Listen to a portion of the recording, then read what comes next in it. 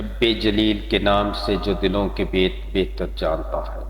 میں ہوں آپ کا فیسیلیٹیٹر، ایک نئی ویڈیو کے ساتھ حاضر ہوں۔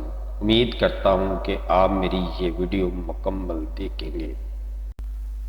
خناق ڈپتھیریا یہ ایک شدید اور انتہائی متعدی بیکٹیریل بیماری جس کی وجہ سے بغلمی جھلیوں کی سوزش ہوتی ہے۔ گلے میں جھوٹی جھلی بنتی ہے، سانس لینے اور خوراک نگلنے میں رکاوٹ بنتی ہے۔ خون میں بیکٹیریل ٹاکسن کی وجہ سے دل اور اعصاب کو ممکنہ طور پر مہلک نقصان پہنچاتی ہے۔ یہ اب ترقی یافتہ ممالک میں ایمونائزیشن کی وجہ سے نایاب ہے۔ خناق ایک سنگین انفیکشن ہے جو کورین بیکٹیریم ڈپتھیریا نامی بیکٹیریا کے تناؤ کی وجہ سے ہوتا ہے جو زہر بناتا ہے۔ یہ بیماری گلے کا ایک ورم ہے، اس میں ہلکا سا بخار ہوتا ہے۔ یہ ایک چھوت کی بیماری ہے۔ چھوت کی بیماریاں ایسی بیماریاں ہوتی ہیں جو ایک انسان سے دوسرے انسان کو لگتی ہیں، جو کہ بعض اوقات وبا کی صورت اختیار کر لیتی ہیں اور یہ چھوٹے بچوں کے لیے انتہائی خطرناک ہے۔ گلے میں ایک جھلی سی بن جاتی ہے، ورم گلے سے ہوا کی نالی میں پھیل جاتا ہے۔ جلد ہی ورم زیادہ ہونے کی وجہ سے سانس رکنے لگتی ہے۔ بچے کی سانس کی آواز دور سے آتی ہے۔ پسلیوں میں گڑھے پڑنے لگتے ہیں، چنانچہ پسلیاں چلنے لگتی ہیں۔ اگر گلا نہ دیکھا جائے تو اس بیماری پر نمونیا کا گمان ہوتا ہے۔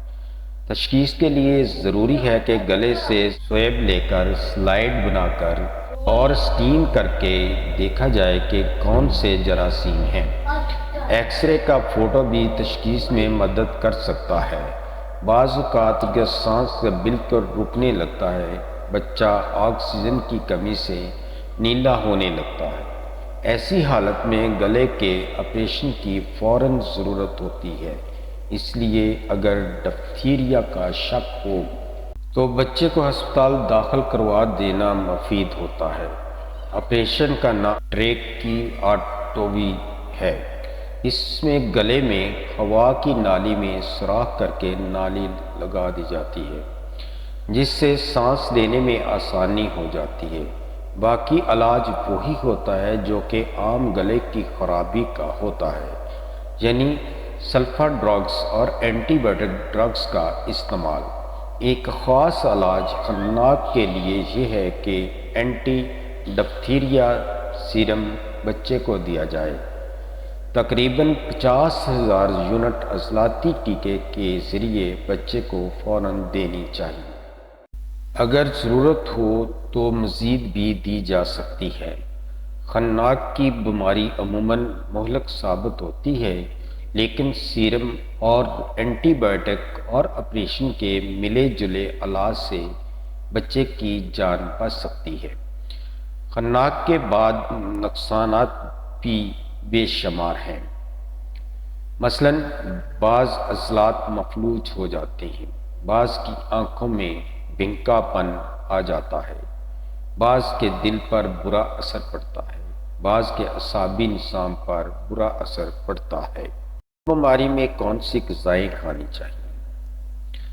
چھوٹا ہلکا کھانا کھائیں، چکنائی اور مسالہ دار کھانوں سے پرہیز کریں۔